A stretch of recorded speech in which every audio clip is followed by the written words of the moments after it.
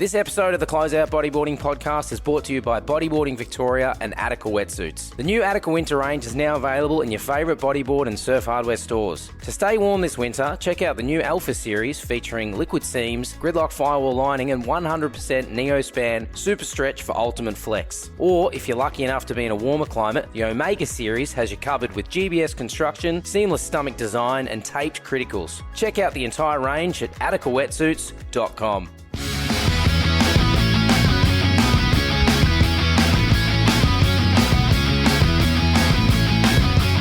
Welcome back to the Closeout Bodyboarding podcast and audio experience where a bunch of good mates sit down, talk about all things bodyboarding, what's been happening, what's been going on, and sometimes lucky enough to have some amazing guests join us to talk about their journey within the sport and just keep things happy. I'm one of your hosts, Benny O'Born. Joining me in this one, Chris Watson. How are you, mate? Good, mate. How are you? Good. We're still here in beautiful South Australia. Been a big couple of days. Still a few big ones to come. And, we've just had another bunch of great people join us here in, probably one of the world's greatest personal gyms I've ever seen. We've got more South Australian bodyboarding alumni, in particular the Fleurieu Peninsula. Did I say it right? Fleurieu. So around that kind of Victor Harbour region, close to the infamous Knights Beach, and two of the area's bodyboarding custodians, current South Australian Bodyboard Club President Jasper Ashmoore, also 3 times Row Bodyboard Bash winner, I do believe, and very well-established and well-known filmer, producer and documentarian, Brad Halstead. Hello, lads. How are you doing? Great. Looking forward to it. Oh, good to have you. I've known you guys for far out. I've lost count. A long time now. Probably not as long as Jennings, or maybe not. I can't remember. But you guys are like family. We've all worked on some pretty amazing projects together. I kind of feel like we've got that kind of relationship where, we might not see each other for a couple of years, but when we're back in each other's company, it feels like yesterday. So, good to see you guys again. Chris, I think, for you, this is the first time meeting these boys? Yeah, I've had some dialogue online, but first time I've actually met them in person, so awesome to put some names to some faces and talk to you boys today and a bit about the history of bodyboarding and your own history. So, and obviously, Chris, you and Jasper definitely have a lot in common. Both presidents of pretty successful bodyboarding clubs. Obviously, you're running Bodyboard Vic for the 4th year in a row. Yeah, 4th year. 6 to go, mate. 6 to go before you get the gold watch. It'll be a plastic gold watch. Yeah, out of those $2 vending machines. It's not a real watch. All right, lads. So let's get stuck into it. Want to hear a little bit about the history from you guys personally in this area. Like, did you both grow up down here? If not, where'd you come from? How did those roots get settled? Et cetera, et cetera. We'll start with you, Jasp. Yeah, well, I grew up in Victor Harbour, born and bred in Victor, and went to school there, raced motocross as a young lad, played footy there. Yeah, so pretty well just local around the Victor Harbour, Port Elliot area and the home of Knights. There's a world outside of Victor Harbour. Yeah, done a little bit. Yeah. And what about you, B-Rad? No, I grew up in the Adelaide Hills, so I was about an hour and 20 from Victor. Yep. So I used to play basketball, started surfing with my uncle and auntie a little bit, then was introduced to bodyboarding, and then within 3 years of discovering that, I didn't do anything else. Bodyboarding. Didn't surf, didn't play basketball, didn't do any other sports. Pretty much done every sport you can think of. Yep. Didn't do any of them. Yep. Just bodyboarding. And then ended up at Blackwood High School, which is an hour from, somehow with 20 bodyboarders. Yep. We just had this little core group at a football school, at an AFL school, bodyboarding, and they hated us. But Adelaide Hills, whereabouts is that in relation to Adelaide for all those people that haven't bothered to make the effort to come over here? So it's about, what do we got? It would be sort of east-southeast from the city, it's not far, it's sort of 15 minutes to the foothills, and then I was another 20 up from there to start with. So we're getting down towards kind of wine region, Adelaide Hills? No, we're sort of between the two wine regions. Right. Near a golf course. Okay. So do you take sides, which kind of winery, or is that controversial? No, not at all. My partner comes from Kapunda, so she's got a bit more to say. She was in the Barossa, but me, I don't care. Yeah. What about, I guess, your upbringing within bodyboarding? I mean, I know both of you guys have done pretty well here in South Oz. Where did you both get your start, Jas?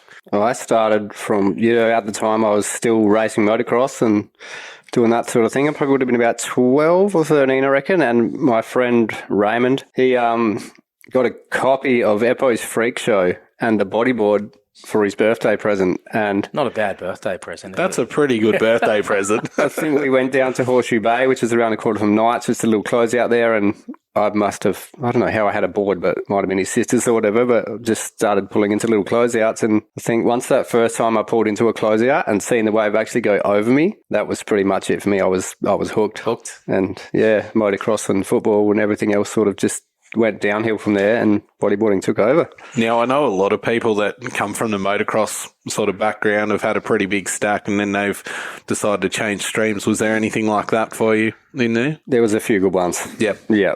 And my father actually owned the local motorbike shop in Victor Harbour, so it was just sort of, he rode motocross, so that's just what I did, and natural. Did that for a fair while. Yeah.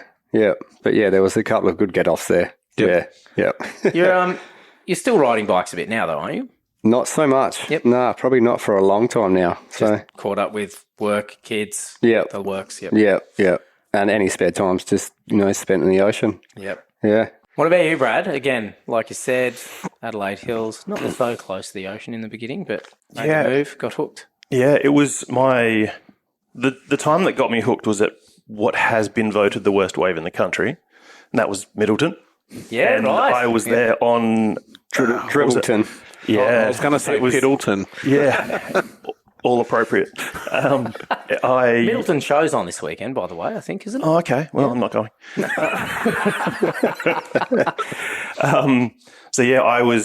It was actually some basketball friends from we were up in Cherry Gardens, so we're, well out of the city. They were going to go, invited me to go. I got a pair of snorkeling flippers and tied them on with shoelaces.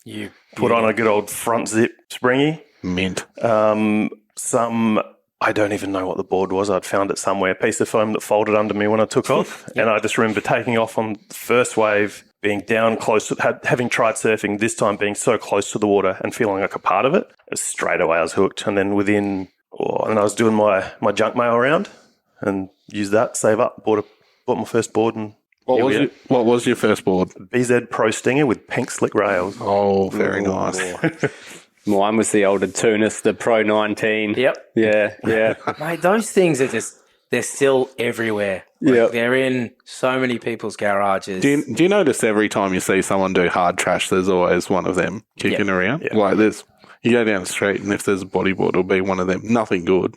But yeah, the whole deck's covered in creases the entire way through it. Yeah. Yeah. But what was it like growing up as a bodyboarder in South Australia, gents? Like, as opposed to, you look at a lot of the other, you look at how much of a scene there was in New South Wales and Queensland and all the rest of it. And how was it in South Oz? Pretty misunderstood. No one knew, especially early days, no one knew. I mean, it's going on, literally my first board I bought, I think, would be, what are we now? I'm about a month away from 30 years from buying that first board. Yep. So back then it was, no one really understood what, I mean, they still don't. They still ask you why you don't stand up. But, asking you, do you surf when it's raining? I don't understand. What do you, just no one knew what I was talking about. But at the same time, there was actually a fairly strong competitive scene back then that was still run by Surfing SA. State titles, you'd have, as many people as we'd have in the club rounds now, but that, 10, 15 years ago, deteriorated and there was almost nothing. Yeah, there was nothing for a while. Yeah. Yeah, we found the same in Vico, sort of like early 2000s through to 2010. It was sort of a dead spot, and I think then across the sport, it sort of crept back a bit from those big years. I remember I was lucky enough to come over to a few events when I was pretty young. My old man, Steve Watson, had a fair bit to do with bodyboarding throughout Australia, and we came up over for a couple of your state rounds and stayed in Knights, and I think he even won back in '98. It was the Australian Masters Games. They had a bodyboard division, the only time they've done it, and he won it down at Waipinga. The first time I'd ever been there. So, yeah, that's cool. So again, growing up in South Oz as a bodyboarder, you said, like how did you find it trying to connect with other bodyboarders? Again, it's a big coastline, but then you have these jagged, bays, if that's what you want to call them, of Adelaide, and then going over to the Yorks Peninsula. Like it's not an easy journey to get from point A to point B to point C. Like this side of the coast heading eastward, like a little bit easier, but heading west and trying to connect with other guys, like how does that happen? And back then, no Facebook, no WhatsApp, no mobile phones. I guess for me, because we had that core group of us at school, we all just surfed together. Yep. And so we didn't know the Victor crew quite so much, but you surf there, you eventually get to know people. I think the first interaction we had was I lost my flippers and you found it and I started bowing on the beach because I couldn't afford new flippers. The true story is that Jasper stole your fins. I see. Yeah.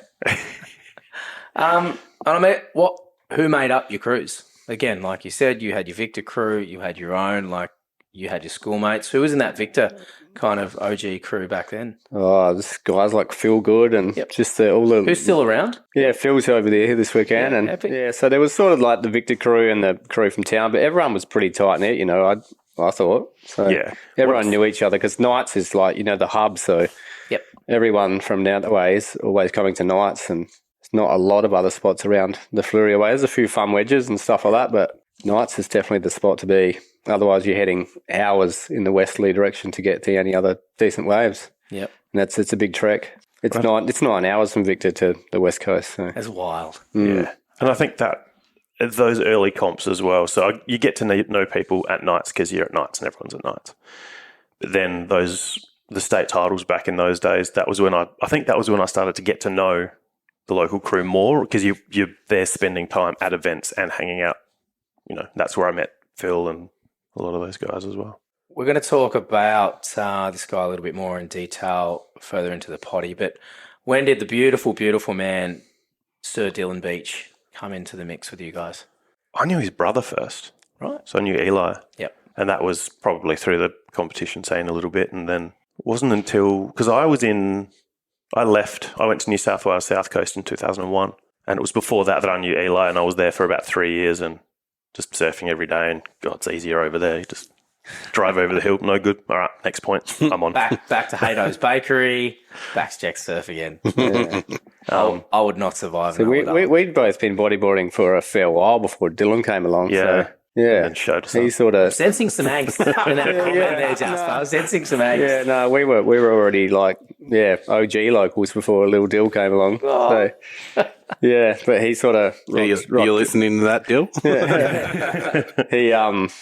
He was surfing with another friend of his, Lance Herford, who was a really good bodyboarder too. So I remember them just seeing them around as groms and thinking, all right, these lads are surfing well. And yeah, before I knew it, they'd just blown up pretty much, going over the west coast all the time. And he's a good-looking man. I mean, he's the poster child, isn't he? Yeah. He is. Of course he works for tourism. Of course he does. Yeah. He is the tourist attraction.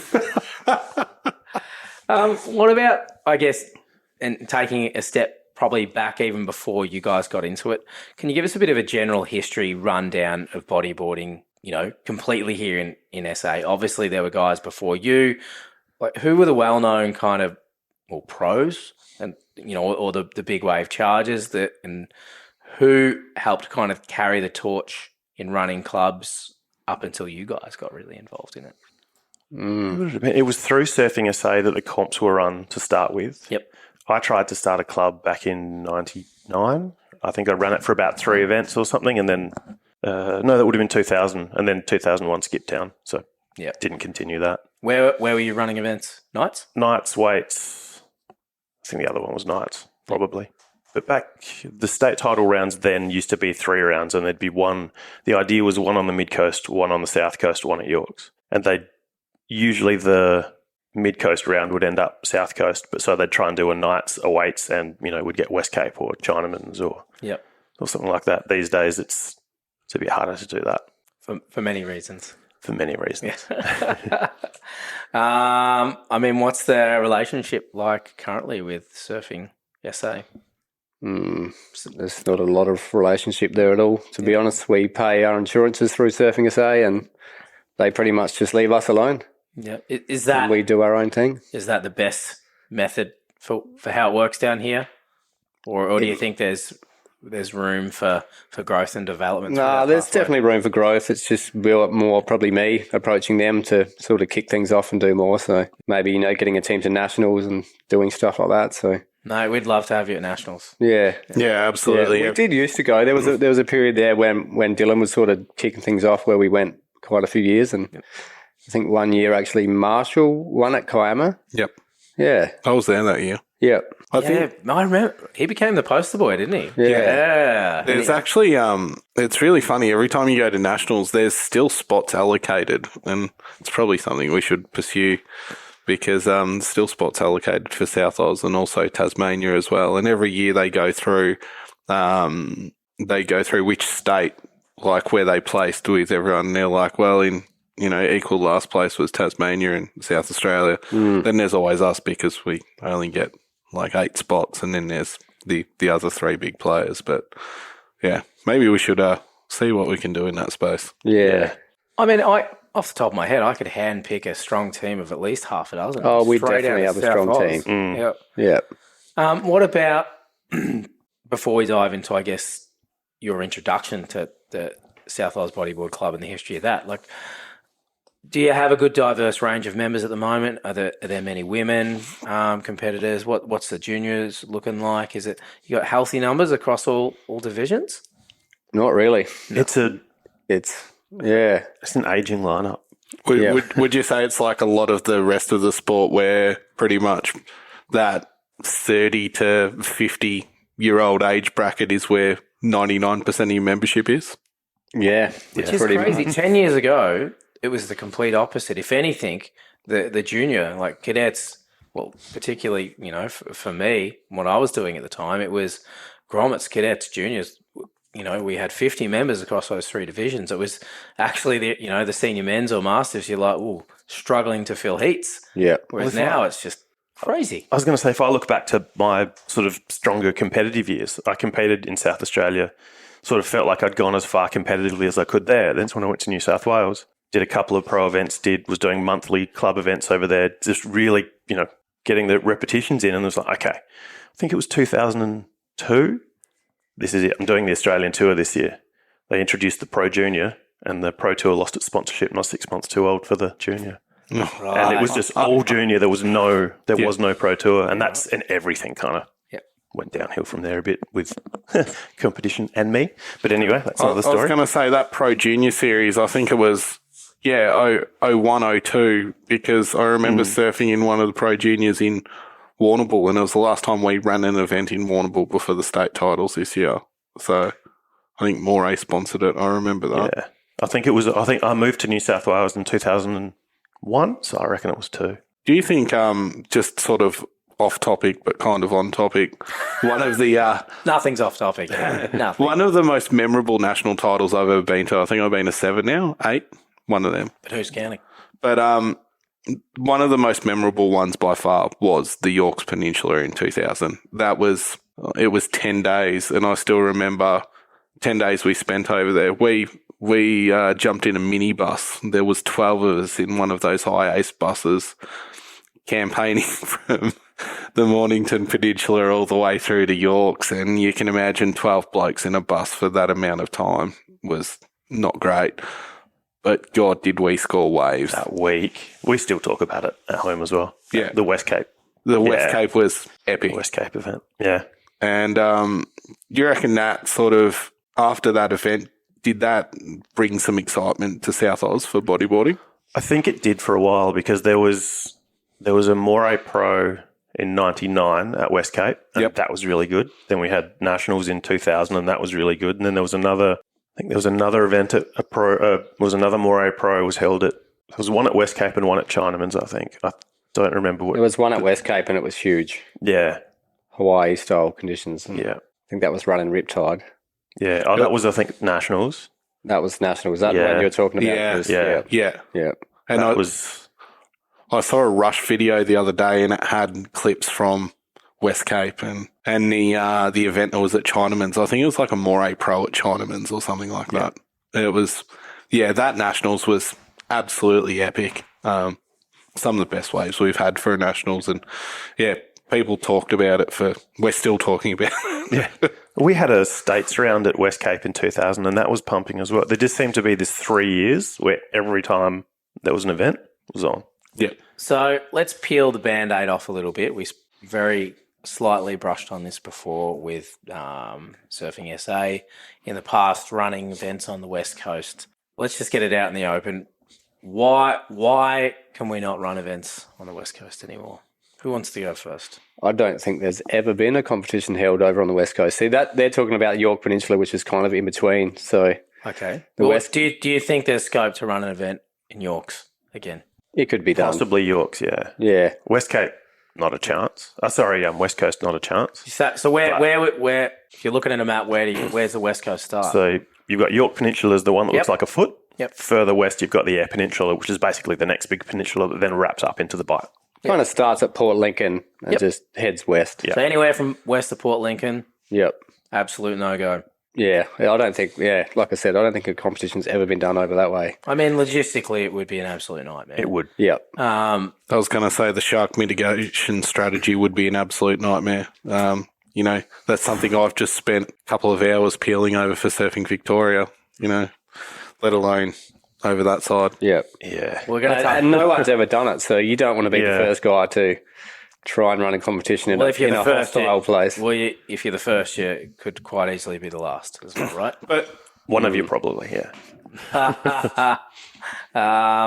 We will talk about some of those South Oz cliches in the men in grey suits. But what we do need to talk about is, just a little bit more about South Oz Bodyboard Club, the history of it, what your membership really is really made up, and how you guys became so heavily involved in it. Obviously, you're both incredibly passionate, incredibly talented bodyboarders, so that's kind of what makes up the fabric of most non-for-profit sports organisations. But where was the real introduction for you guys, and how did you just get hooked and think, I really want to be a part of this? I probably I didn't start any bodyboard competitions till I was about 28 years old. So I think back then it was Tim Diamond who was doing things. Yep. And that was still run through Surfing SA, so there was state titles and a few nationals we went to. Yep. And then Tim sort of did it for 1 or 2 years, and then Dylan took over the reins and started the Bodyboard Club, the SABC, in 2010. And he did it until 2016 when I took over. Yep. But I mean, you were still quite involved. Yeah, yep. I was. Yep. And because I originally hated the whole competition scene.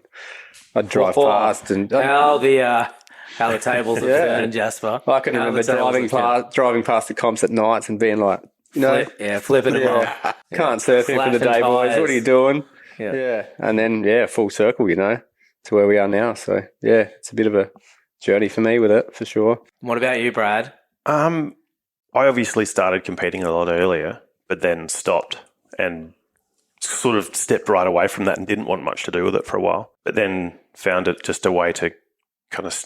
I wanted to still be a part of it in some way. So I used to love competing. I loved it. And then after not doing it for so long, came back, got involved with the club a little bit, but not a lot. But then, had a couple of years there, started doing some events, and then I was up in Queensland for a bit after that, and I've moved around a fair bit. Started filming up there, shot a couple of events that you guys were running before I knew you, just because I was there and I felt like it. And then I was back, ended up filming a couple of events with you guys when Jennings couldn't get down or something like that. And he was pretty unreliable, wasn't he, Jennings? Oh, he's a shocker. Where is he? But it was probably after that I started getting involved with the club again more when I moved back to Adelaide again, which was whatever year that was. And just enjoyed being a part of the contest scene a little bit again without taking it so seriously. Even when I do compete and try and just do it for fun, there's a little switch that flicks on, and I don't have the ability I used to, and so it's a bad combination. Surfing terribly and wanting nothing but to win is not a good place to be. So just filming the events and being a part of it in that way meant that I could give back a little bit as well. I got so much out of bodyboarding and competition over the years, became who I am because of it. So that was my way of being able to do something and give back. Which we're quite happy with, like having Brad come along and film the club comps is pretty nice, Look, I've said the same thing to Jennings, and I feel the same way about Brad. Like having creative geniuses like these guys that just know how to create these beautiful visual projects of what we do for fun, mind blowing. It's cinematic. I mean, you have a completely different style to how you do your work compared to Jennings, but the final. The final piece is always, for me, just been some of the best stuff to ever watch. I better finish the last one then. Now, I really want to start talking about nights. I mean, what a wave. I know it gets its bad rap from time to time, but then again, every wave does. But from my experiences with nights, obviously, we've run a whole bunch of ABA Tour events there. It's one of the most beautiful natural amphitheatres this country has to run a competitive bodyboarding made event. to run a comp. I mean, it's a wedge. It's got barrel sections. It's it hurts people. And it just has this beautiful viewing platform that everyone can just get a really great vantage point from. I mean, that's just how I feel. Like you guys have surfed it thousands of times. Like, what's it like for you having that as your go-to? Like, it's amazing. We're pretty lucky. Yeah. Yeah, it has so many different moods. It's never the same twice. Yeah. So it's pretty amazing. Keeps you on your toes. Will humble you often. Yep.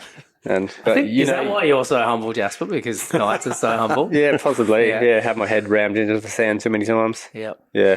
Oh, there's been some nasty ones lately too. Yeah. It's a sort of play. You've got to be really patient with it. Yep. You can paddle out, and it can look like it's really good. You paddle out, you get nothing. It can look terrible. You paddle out, and you have the surf of your life. Yeah.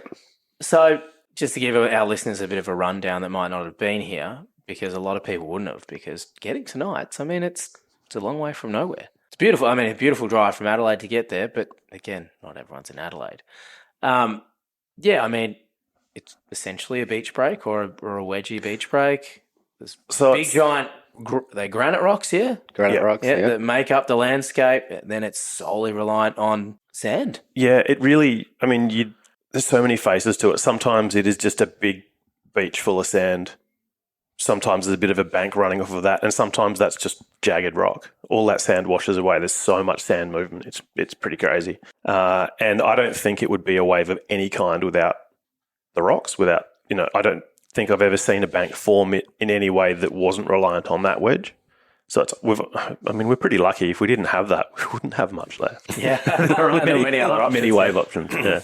Not that you're willing to talk about on the potty, anyway. There's a few fun wedges down our way. Yeah. But they're secret. Yeah. Yeah. And they're fickle. Yeah. Mate, I'd love to hear your best and worst experiences from nights. Oh, best and worst. Wow. I think some of the ABA days would have to be some of my fondest memories there. Yep. But, many mornings before work, no one else around, just getting an amazing barrel and looking around, and there's no one even there to see it. As Brad would have done thousands of times himself. Yep. It's a magical place. And worst. And worst. Yeah, I've hit my head pretty hard a couple of times, been semi-knocked out a couple of times, folded my back in half to the point where my legs were tingling, and never actually broken anything. I tore my bicep muscle last year. How?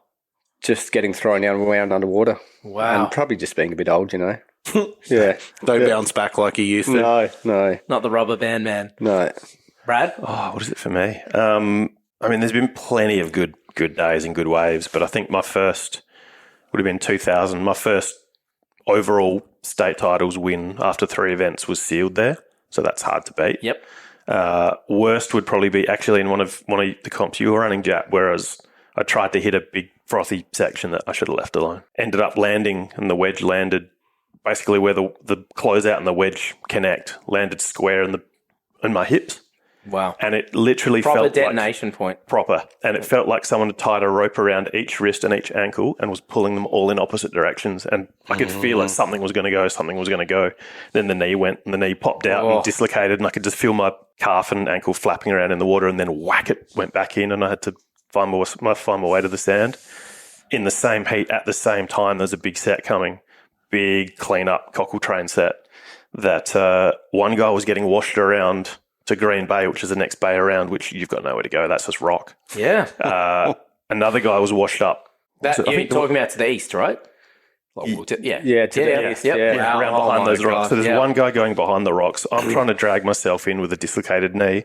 Another guy's getting caught inside, and there's one person sitting there lined up looking around and didn't know where anyone was. I was on the microphone yelling out to the guy behind the rocks, paddle to the west, paddle to the west. And he was just in a full panic zone. Yeah. Oh, I can imagine. Just about to be picked up by like a 6 to 8 foot set and put on a granite rock. I've just got my hands on my head like, oh, man, this is like... This is not going to be a good incident report. No. How consistent is it? I mean, every time that I've been to nights, it's been working. And I mean, I've never chased a swell to come to nights. We've just, with the ABA, we pick a date within a broad range of what we, assume is going to be good based on advice kind of generally given by you guys. And I don't think it's let us down once. There's always something. Yep. Even on a bad day, just wait. It'll come through. If it's onshore, sometimes that's better, which is weird. Just if it's hitting the right bank, if it's hitting the right section, it's on. You usually always get a keeper or two. Yeah. Most surfs. Yep. Like Brad said, even if it's onshore, it's such a heavy spot. There's always an air bowl or a pretty good barrel to be had. And the ABA days were just... I think that run of comps there was just, it was almost kind of ridiculous. Yep. I think it actually it knew it was coming up and it just turned it on. And how did that make you guys feel, again, as locals, to have, well, I think at the time it was the Aussie Tour. We had a really good crop of amazing bodyboarders. I mean, you had Joe, you had Jake, you had Lockie. Yeah. Mitch was still doing the rounds. Hardy was showing up from time to time. The list of winners was Lester, Jake Stone, Joe Clark, Lockie a few times. Yep. There's probably a handful of others. I can't. Dallas Singer. But, had some pretty big international names. Newly crowned world champion Tanner McDaniel was down here in 20, I think it was. I was in the first heat of the morning with him on the Saturday. Did you beat him? No. Wow. It was, you guys ran one heat that morning, and I remember on the morning you guys were saying, do you think it's going to be doable today? Yeah. And it was as big as night scares. It was 6 foot plus, white watering from in out the back, and it was scary. I'm like, I don't want to be going out here. And I think we had Andrew Tunbridge in our heat. Yep. And he took quite a while to get out the back, and I clearly remember him getting out there and just being like, this is bullshit. If you want to be Australia's best, that's what you got to do, right? Yeah. And I think Nathaniel, who was in that heat, actually bet Tanner. No way. Tanner I think he only managed to get 2 waves. It was frightening. Well, he was pretty young back then. Yeah. He was tiny as well. Yeah. There was one event, I don't know if you'd know this, but it was maybe second or third to last event, the run there. Yep. And the banks had been terrible all week. It was nothing but backwash. There was no wedge, all backwash, just closeouts with backwash. Then there's this massive, there was like a big sandbar, and then on the other side of that was this basically just a big pool of water, just a big lake, big lagoon. There was nothing. And I've gone around 2 days before the event. It was when I was living in the van, so I was just there all the time.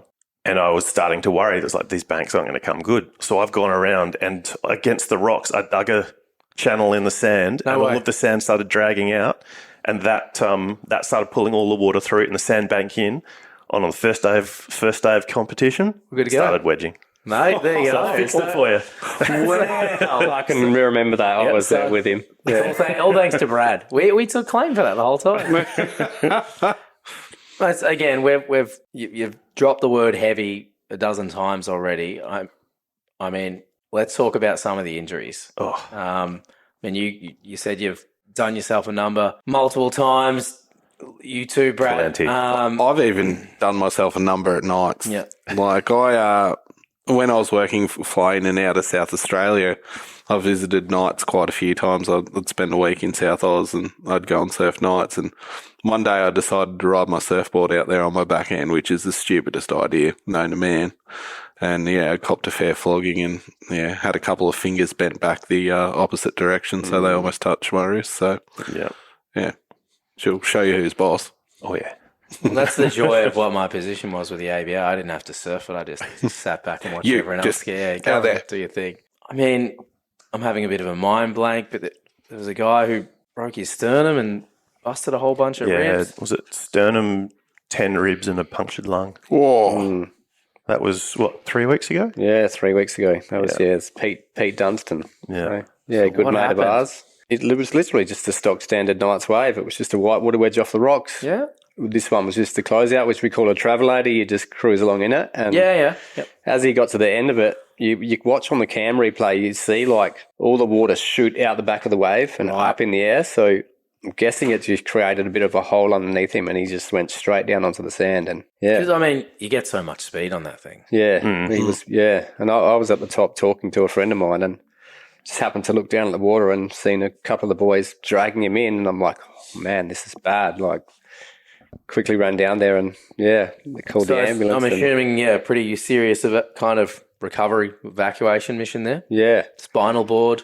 Yeah. Yep. Fire services rocked up and took him up on the board. And we were probably on the beach with him for half an hour before the ambulance rocked up and he was just groaning in pain. And we didn't know if it was his neck or his back or... Yeah. So we were scared for him, And Did they chopper him out or anything, or just lifted him out? They just Yeah, okay. straight up to Flinders in the ambulance. And Yep. Any updates? How's he doing now? he's getting there slowly. He's last I heard, he said he was back home with his parents. Right. Drinking tea and eating marmalade and getting made breakfast in bed. And but he's What is sore. this, England in the 40s? Yeah. But Mother dear. you got to feel for him. He just sort of started at a business with his friends. He's a plumber, so Oh, yeah. wow. Yeah.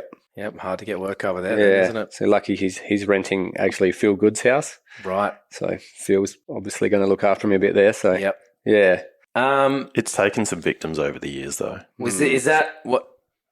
I want to hear more. Oh, there's been neck fractures. There's been Sam Squires broke his back out there years ago. Sam, the photog. Yep. I pulled a mate out of the water unconscious about 2 years ago. There's been That pretty was much a scary every one injury. because you could watch it back on the Knights cam when Justin knocked himself out. Lucky Brad noticed him so quickly because you could just see him floating on the inside. And floating on the inside there as well. The water's not oxygenated, so you're not exactly just buoyant on the top, right? You'd be... No, and he's a bodybuilder. He doesn't float. Right. Has he been in this gym here? He would break this gym.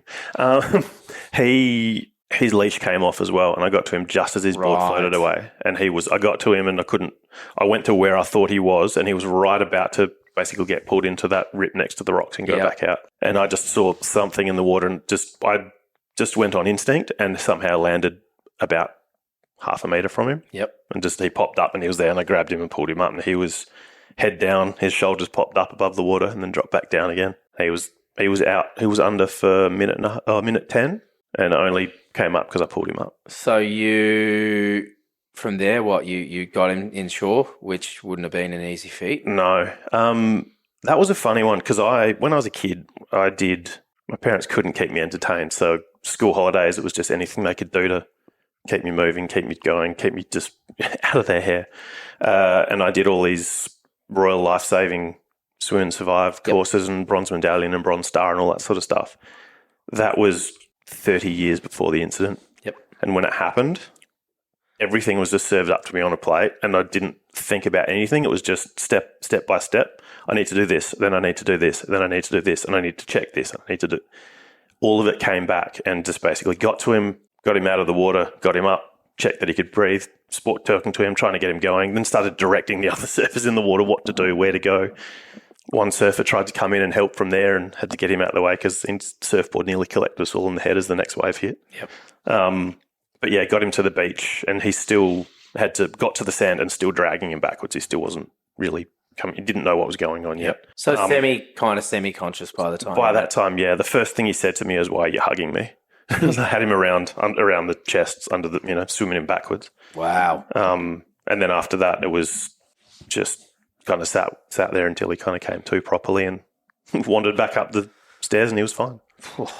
That's as a surfer, you guys seem to have had some really heavy incidents with nights and all the rest of it. And recently, I've had a bit to do with our governing body, Surfing Vic, and we got a program, Surfers Rescue, and some of the statistics that come out of it, they're trying to train people up that surf to have that life-saving ability, like not the full course, obviously, but enough to save people. And the statistics of how many people were actually rescued by surfers in a study they did in Australia, in Victoria, was phenomenal. Compared, like on non-patrolled beaches and all the rest of it. But you guys look to be doing an epic job. Good on you. Yeah. I want to keep on the topic of injuries because, now bringing it back to the poster boy of tourism, Dylan Beach. Shame he couldn't be here this weekend. Yeah. Busy man. I think he's at a wedding. Probably best man. Who knows? Yeah, he's everyone's best man. Everyone's best man. But Beachy recently got himself into a pretty serious mischief himself. Yeah.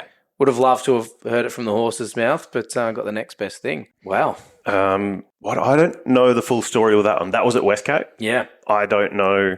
It sounds like it was a fairly solid, but a fairly standard sort of a wave.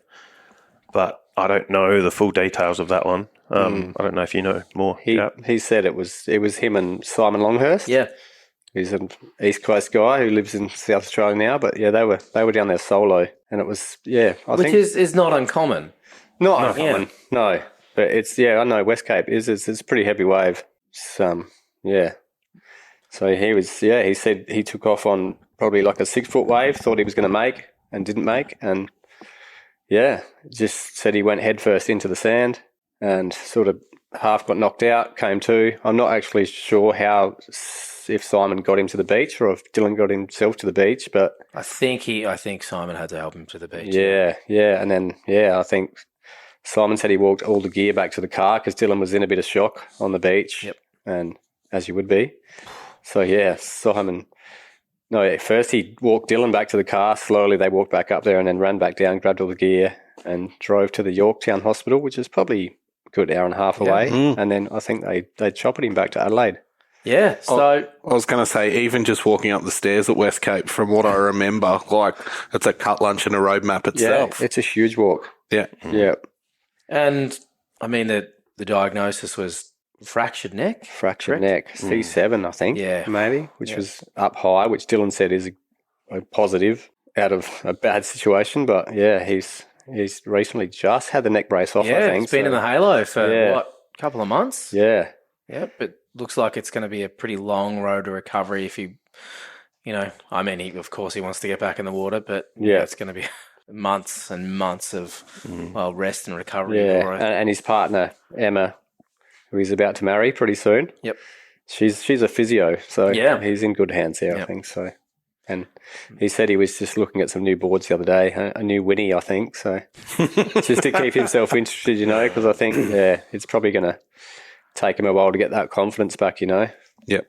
Yeah, absolutely. It's been a heavy couple of months for bodyboarders at home. We've got Matt Tyndale as well, who I don't know if you would have seen vision of him drop knee at the pool at Urban. Yep. And he's been spends a lot of time over at Cloud9, living over there, and he ended up back first and face first into the reef and at Cloud9. Yeah, he got rescued and dragged in. So I spoke to him the other day. Seems like he's all right. Yep. But he thought he'd done more serious damage as well. So not a good couple of months. No. Right. Well, let's try and segue a little bit away from this negative stuff. Yeah. Sad stuff. Just want to talk a bit more about, I guess, the pro prospects that have come and gone from South Oz. I mean, we've had Mike Honeybone. Like you had some success, Brad. Dylan's had some success. You got Marshall. I mean, it runs a lot deeper than those names. Like, why don't you guys think that more South Australians haven't had opportunities to turn pro, despite having some of the best waves in the country. We're just isolated Yeah. and overlooked, Yep. I think. So it's definitely a lot harder from guys from here to sort of get their name out there, you know. Like Marshall worked really hard to sort of put himself out there and Yep. and do the right thing. So, it's So, just, do you think it's plain and simple just lack of exposure? yeah. I think all of the guys from South Oz that either did well competitively or had high level sponsors or pro models, they all did it when they left. Yep. You've got Matt MacArthur as well. Yeah. Was absolutely charging. But that was all when he left as well. Eli had a fair bit of, he was actually doing pretty well as well. I don't know. It's all any success anyone had, they had to leave to do it. And how does that make you guys feel? I mean, I've probably been lucky like you, Brad, to have picked up and moved my life around a fair part of the country. I felt like I was pretty much in the heart of it on the Goldie for a while. I mean, from a media perspective, it was the home to Morrison Media, which ran Rippy. You had some of the biggest names in bodyboarding based there. So, yeah, I mean, there was exposure everywhere. You had, on any given day, at any given break where the waves were good, you had half a dozen photographers, filmers. Like, no one was ever going to miss out on footage or capturing an image. I guess, yeah, you just don't have that here. We don't. And it's also that you become what you see kind of thing. We don't have anyone here that is at that level and, traveling with, I don't know, whether they're traveling or whatever it is, but you just don't have that person locally to look up to who lives here at the time. I don't know. You're telling me you don't look up to Jasper? That's not what I'm saying. the ABA comps were huge. Yep. Yeah. Bodyboarding in South Australia, like having, those guys come along and watching them surf your home break was, it was pretty big. Don't worry, mate. We're working on it. And deflating at the same time. When you think you're surfing pretty well and then you see guys like Joe and Lockie and those guys rock up and just serve your home break like you've been dreaming of surfing it for years. I still remember filming your heat and you've gotten barreled an air forward out of the bowl and I could see the look on your face and it was like, I think I've got a chance. And then Lockie does 2 backflips. Yeah. I thought I had Lockie that day. Yeah. 2 backflips, 1 wave, Chris. 2 backflips, 1 wave. Was it a completion? Both complete. Jennings can confirm this, I'm sure. I got You thought away. you had it and you were I got comboed. a wave at the start of the heat, right at the start of the heat, and did like a pretty big roll off of the closeout section, landed really clean. I think I got like a 7 or something, and then I backed that up pretty soon after with the barrel and the little air forward out of the thing, which I don't do a lot of air forwards, so I was pretty... Well, they're not easy to do. They're not. No. And then, I think on my paddle back out, seen Lockie do the flip into the flats. Hurts, doesn't it? And then about 2 minutes later, this huge invert. So I actually had him in a combination score. Yeah. And I was like, this is going pretty well. And then I think within 2 minutes, it was back the other way. And I needed like a total of 18 or something. And I was just like, I'll go in there. I was so happy with my performance. But at the same time, I was just like, kudos to Lockie. I'm like, that's what it is, It was impressive. Mate, there's a reason he's the 3-peat champ, right? Yeah. And that was one of the years that he won it again. I'll tell you what, one of my highlights from nights was actually technically non-bodyboarding related. It was, but it wasn't. We did the air mattress challenge. It was a last-minute idea. I don't even know why we did it, but we ran down to, might have been Victor, to like Big W or Coles or Kmart or something, and bought a whole bunch of like inflatable camp mattresses and threw $100 cash on the table just to see everyone, whoever wanted to actually do it, paddle out on a camp mattress and get absolutely destroyed. It was pretty mental. It was funny. Pretty mental. Good laugh. Probably not from a risk assessment perspective, not a smart idea, but it worked. No one died. I can't remember. I think it was Novi just jumping into the flats. So funny. Nuts. All right, so let's talk about some cliches that come along with South Oz and surfing / bodyboarding. There's 2 big ones. The first big one is a big one. It's a big shark. Man in a grey suit. Man in the grey suit.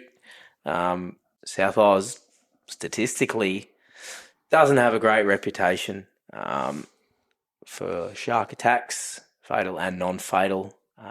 Obviously, you know, we now live in a society where data seems to be much more readily available, and media loves nothing more than exploiting a story of someone suffering. Where's your take on it, guys? I'm sure. Well, have either of you had any experiences with those big freaky beasts? Yeah. It's a spot, well, no secret, Tunkalilla. It's just a beachy that you've got to drive down through a farm track and whatever else down there. There's always a big pot of dolphins that cruises past. Yep. And normally they cruise past, no issue. It's down there. This would have been 20 or something at the time. And we've had pot of dolphins has come around, circled around in front of us and started thumping the front of our boards. Started squirting, squealing, biting at our fingers. Wow. And I'd heard of it, but I'd always thought, someone's making up a story. And I'd heard of it, and there's 3 of us in the water, no one else on the whole beach. We're right up the end of this reef. I think I know what this means. We should probably all go in. We've turned around, gone in, hit the sand, looked back, and this pot of dolphins was out and around the point and gone. They took off straight away. But they were really, I thought they had a baby with them or something. Yep. They were really agitated. But no, we went in, stood there for about half an hour. It was pumping. I'm like, if there was something, it would have moved on by now. Let's all go get one wave and we'll go home. Paddle back out. We're all sitting sort of 3 of us about a metre apart each. Just got that gut feeling. Like, there's something. I can feel it. And I looked down and I could see its body either side of, I was sitting on my board, flippers there. I could see its body either side of my flippers. The submarine. Yep. It swam straight between my legs. I can't imagine how big it was because it was so fat. Yep. It was so wide. And I looked down. I didn't know if, am I seeing what I think I'm seeing, or is that weed, or am I seeing something? Am I? Your mind plays tricks in those moments, doesn't it? I look up and one of my mates is just white. Yeah. Like, So he's seen it. You've seen it. he's seen it. Let's go. Never been so glad to get back to the sand. Wow. Is that the only one? I've seen others. That's the Closest worst one. encounter. Yeah, but I've had others, out at names that have shark out at spots that have shark in the name. So we should know better. But surfed that many times by myself, paddle out across the channel, sit out there, and I've been out there before and seen them twice there. I think once was with mates, and he thought it was one guy thought it was a dolphin. 2 of us thought it was a shark. So we turned around, caught a wave as far as we could, and then start paddling back across. Yep. Turned back, the next wave he's on it, just squealing. It's not a dolphin. Swam underneath him. And I've probably seen him a handful of times. I mean, I can't wait to hear your stories as well. But Sammy, never seen one. Really? Yeah, touch wood. I'm the same. Well, Really? okay, well, again, touch wood for the second time today. I was going Surf with Jasper, not me, probably. I think is what that's. Well, one time out at a place called Waipinga was the only time I've seen them, and it was just in a huge school of salmon, but it was just 2 bronze whalers. Yep. Just went straight underneath us and were just gone. Well, they just had salmon to feed on, right? But that's the only time. It's funny because I've been bodyboarding / surfing for 30 years now, and the only place I've seen sharks was that week at York's Peninsula for the national titles. And I remember we were surfing a break, can't even remember what it was called, and we had the Vic team bus up this point.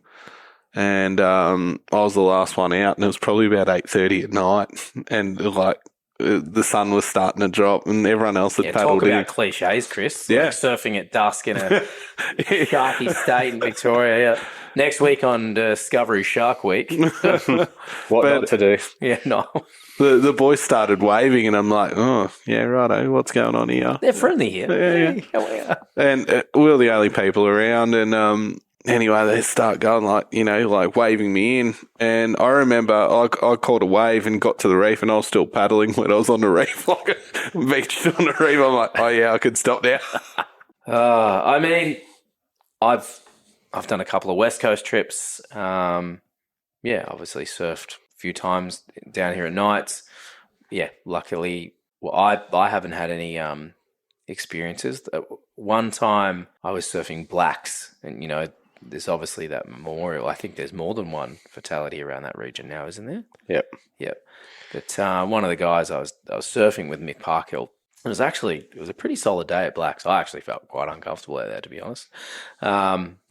It's a terrifying place. Yeah, but For so many reasons. Yeah, the wave, I just actually didn't feel comfortable on the wave on that day. It was pretty heavy. But Parkhill I think I was actually flailing somewhere on the inside You know when you get a beating and both your fins get ripped off, but the strings are still on? I was in that situation, so I was trying to, save myself. And then I eventually made it back out, and Parkhill had that look on his face. Yeah. And he's trying to, blubber the description of what he just saw kind of following along the side of that channel. And I think, we all probably ended our session pretty soon after that. And you've got to paddle yourself in over a big flat section of water. Yeah. Well, I think in those moments you try to not think about it, right? You're just like, that's where I got to go. I think the next day we drove further. And there's that roadhouse somewhere across near Streaky Bay where they've got that giant fiberglass shark hanging from the roof. And it's just like, wow, that just puts things in perspective a little bit, doesn't it? Yeah. Yeah, that's... The last kind of question I want to ask you guys before we go into the quick fires. What do you guys want to see happen with bodyboarding here in South Oz? With what's happening with SABC, with what's happening with the road trip. What do you guys have, like a bit of a 3-year plan or a vision moving forward? Yeah, just, it's pretty much just me that runs the club, I'm the secretary, the treasurer, the president. So getting more people involved to be great, Yep. And moving forward, getting some younger crew into the sport is probably what I want to work on the most. So there's a lot of young guys surfing at nights these days, and I'm on to them all the time. You guys need to jump on the board. Yeah.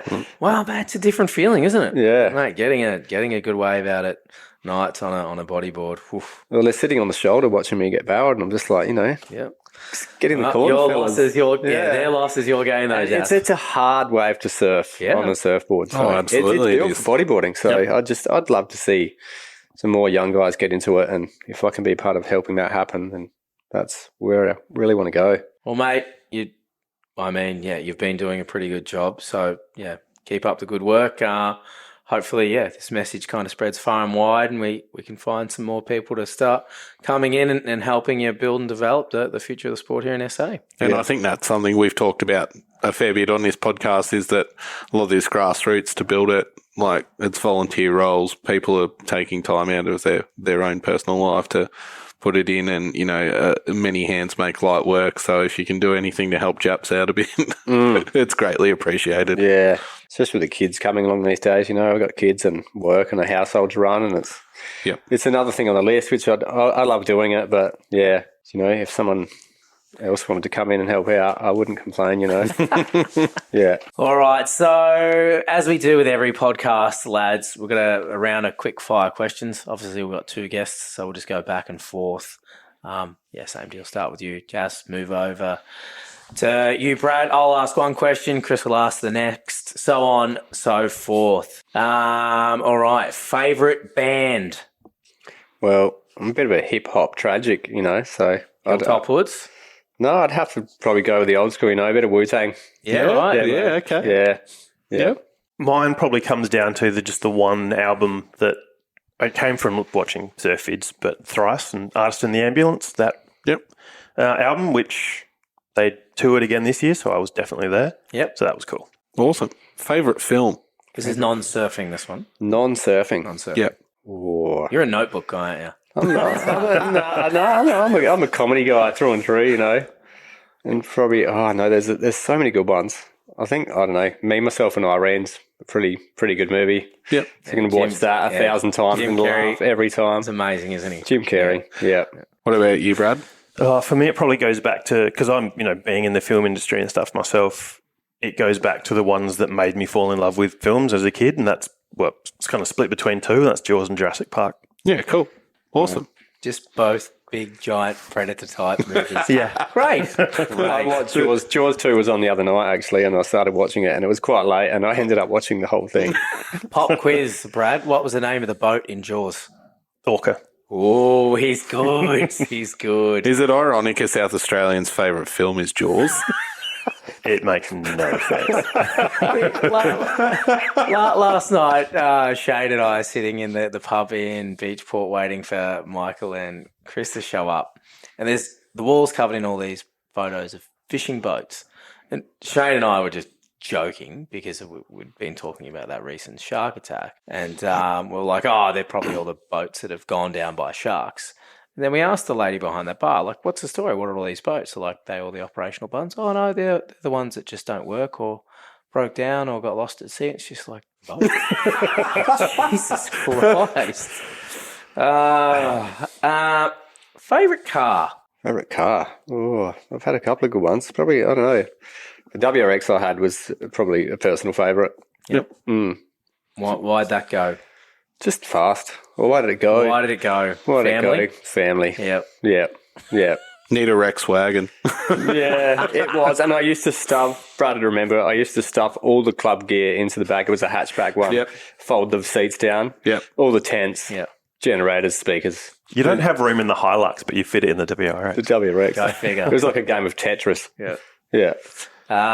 Yep. Oh, mine's the current. I've got the T4 transporter van that was home for 3 years. The blue one? Yeah. Yep. Still Still got it. going. Still going. Beauty. Awesome. Favourite TV show? I thought you were going to go with favourite T-shirt. Then I'm like, that's a bit... It's a bit weird. Yeah. Japs. At the moment, I don't mind the SAS, Yeah. watching people get put under the pump and suffer sort of. And belt each other. Yeah. It's good entertainment, So, yeah, at the moment, I'd have to go with that. I don't really have an answer for that. Don't really watch movies a lot, watch docos a lot. Don't really watch Well, Big TV. Brother's coming up. You'd No. be dialing into that. Not a I was chance. going to say maybe we should change this question a little bit in the future because a lot of people we've None had of us have time to watch TV shows. yeah, but a few of us just watch YouTube, the stream stuff on Yeah. YouTube instead. Like what are your favourite channels? Favourite bodyboarding film? Oh, I'd almost have to just stick with Eppo's Freak Show. Yeah, nice. It's what got me into it. Yep. And I'd watch it day in and day out. So definitely Eppo's Freak Show, I'd have to say. For me, it'd be probably a split Hard Life and Superstars. Ooh, Andy Lawrence did Superstars? Yep. Yep. Yep. Yep. Gotcha. Yeah. Just, yeah. It was entertaining, fun, a little bit different, and Virtue dressed as Superman doing big boosts. Can't go wrong. What was your take on Hard Life 2, the second? Don't remember much, so that probably is the answer. Yeah, I think Not that's- as good I think as the that's first right. one. I think Yeah. that's the First one right was- answer. The first one was good. Yeah. Yeah. Speaking of which, what is your favourite bodyboarding film section? It would be from the Hard Life, Yep. from the first one. Ryan Hardy. Yep. Yeah, definitely. His surfing at that time was just incredible. Yeah. Yep. Hard Life, all of it. Yep, just all of it. Yep. This is one of my favourites. Have you ever been mistaken for someone famous? No, Never. not off the top of my head. It must be a South Oz thing. Yeah. Yeah. Yeah. Very isolated down here. Yeah, no. I feel like I saw you on like series 2 of The Bachelor. Not having watched it, I have no idea what you're talking about. Brad, you're just a good looking guy, Brad. Just a good There's looking not guy. enough famous people from South Australia. Yeah, maybe that's it. Maybe that's it. What's your first board? I think we covered this earlier.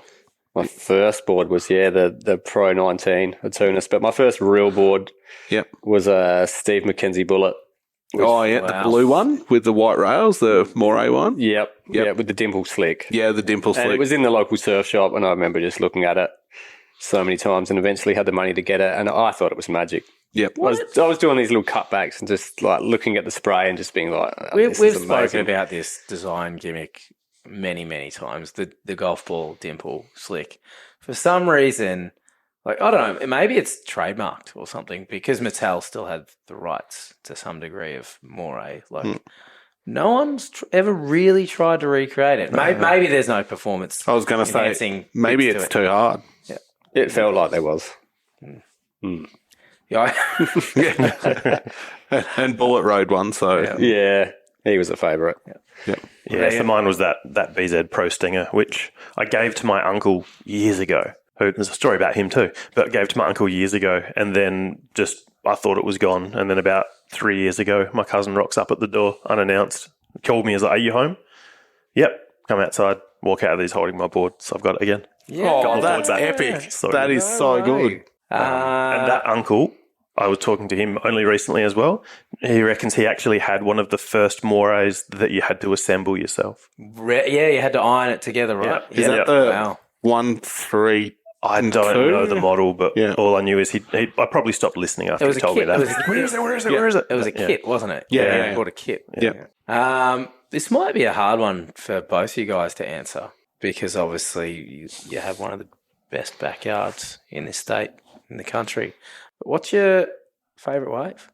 Well, If it's something you don't want to talk about, just blink twice. it's got to be Knights for me. Yep. Really, just because of the hometown thing, and just so many amazing times there. Yep. And yeah, but apart from that, the West Coast is pretty hard to go past. Yep. There's some not so secret waves over there. Is there a close second? Oh, it's a tricky one. Maybe Lefty. Yep. Which is Desert Left? Yeah. Yep. It's just I don't know. It's got everything. It's just terrifying, but amazing barrels, shallow reef. Yeah, super shallow. Just a cool setup there, But there's so many waves over there that are so good. So it's hard to pick one. There's always so much water running at Desert Left, isn't there? Mm. It's just the way that reef comes into the bay. It's a unique wave. Yeah. You don't really actually ride it. After your bottom turn, it kind of just picks you up from behind and just pushes you through the barrel. Yeah. Yeah. Just got to hold on. Yeah. It is. What about you, Brad? Mine are actually New South Wales. So from the 3 South years, 3 years I spent on the south coast there, but Where are you living on the south coast there? Bateman's. Baden, yep. Yep. Gotcha. So yeah, usually heading north, sometimes south, but there's a couple of reefs around that way that I've spent most days at. Yep. And not having lived there for going on 20 years, I don't know how much I should say.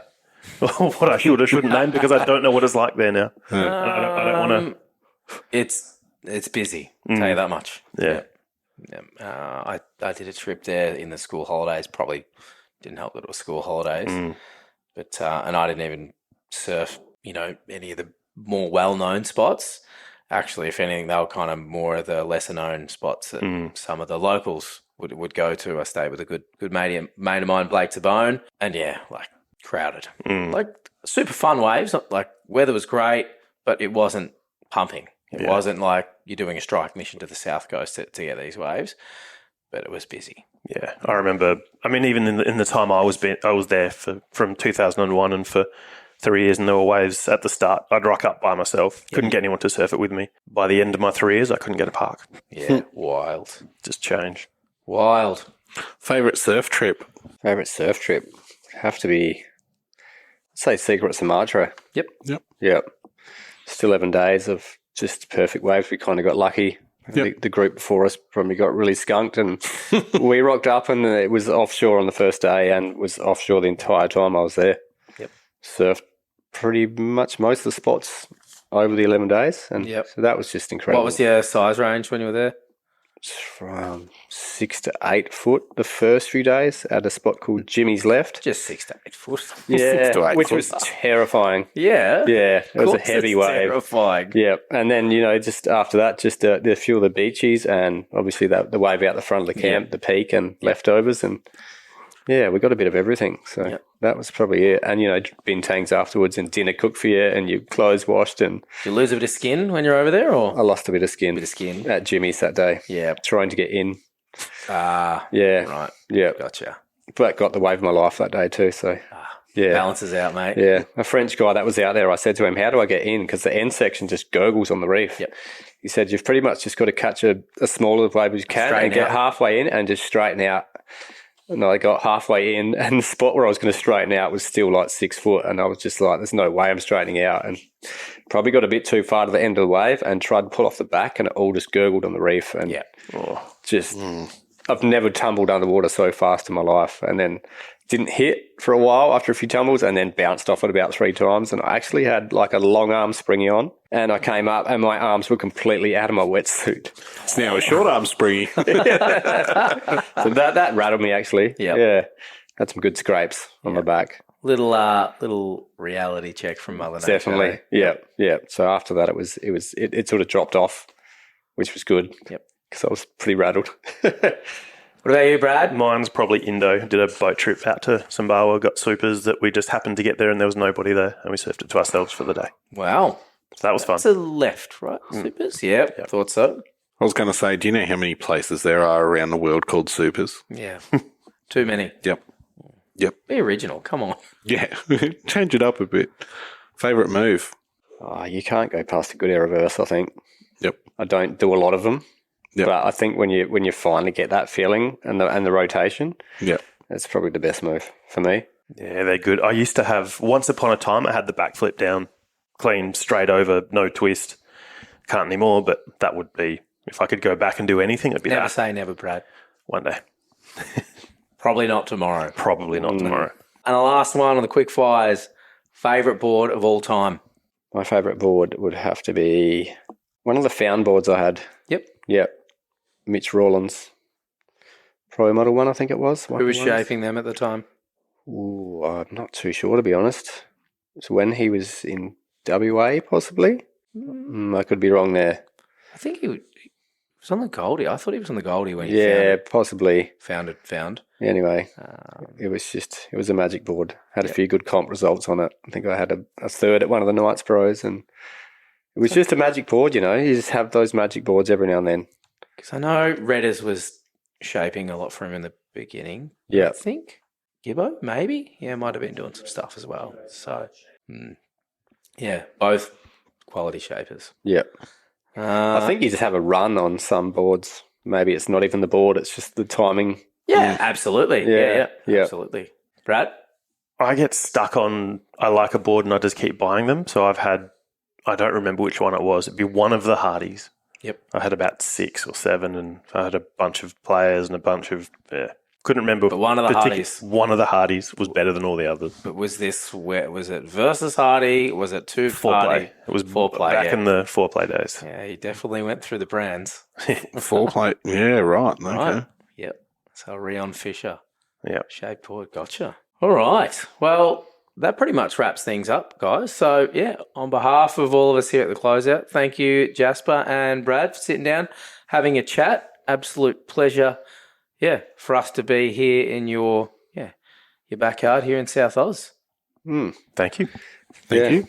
Huge thanks to you guys for coming down again. Nah, our pleasure, Looking mate. forward to tomorrow. Our honour. Obviously all the best with moving forward with SABC and the road trip tomorrow. So once again, big shout out to everyone that makes this podcast happen, to Sam Watson, Michael Jennings, our music team, obviously Shano, who's absent from this one as well, and everyone else. There's plenty of us, kind of making this thing happen. Don't forget, hit the subscribe button and share it with your family and friends. For those, that haven't downloaded it, find it wherever you find your podcast. Cheers. Thanks, guys. Thank you. Cheers. Thank you.